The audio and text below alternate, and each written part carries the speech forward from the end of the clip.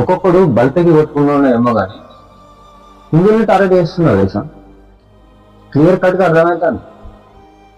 అదే ఇప్పుడు ఒక లెన్స్ కార్డ్ బయటపడ్డది, అలా పనిచేసే ఎంప్లాయీస్ బొట్టు పెట్టుకోవద్దాట, చేతులకు దారాలు కట్టుకోవద్దాట. Special rules. మళ్ళీ అమ్మాయిలు అయితే లిప్స్టిక్ ఖచ్చితంగా పెట్టుకోవాలంటే, నెయిల్ పాలిష్ కూడా పెట్టుకోవాలంట. అదే వేరే రిలీజియన్ వాళ్ళు మాకు కుదరని పెళ్లి కాకముందు అంటే వాళ్ళకి ఎగ్జెప్షన్ అంట.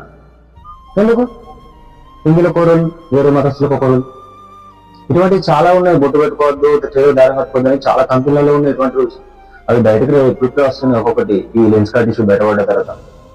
అంటే నేను కూడా పర్సనల్ గా ఫేస్ చేసిన గవర్నమెంట్ ఎగ్జామ్ సెంటర్ లో అట్లీస్ట్ బెల్ట్, నా పాయింట్ లేదు జారిపోతుంది, బెల్ట్ పెట్టుకుంటే బెల్ట్ వేయించిండు ఎగ్జామ్ సెంటర్ కూడా ఉంది. మరి అదే ఒక అమ్మాయి హిజాబ్ ధరించుకుని వచ్చింది, పూర్తిగా కవర్ అయి ఉంటుంది, మాస్ కాపింగ్ జరగదా? నా బెల్ట్ మీద జరిగిందా? నేను మరణ అనట్లే, నేను జనరల్ గా చెప్తున్నా, మొత్తం ఫుల్ కవర్ అయిన హిజాబ్ ధరించిన వాళ్ళ నుంచి మాస్ కాపింగ్ జరగదా? నా బెల్ట్ నుంచి జరుగుతుందా? అందరికి ఒక రూల్స్ ఉండాలంటున్నా. ఈ మత గురించి మాట్లాడలేదు, మళ్ళీ చెప్తున్నా.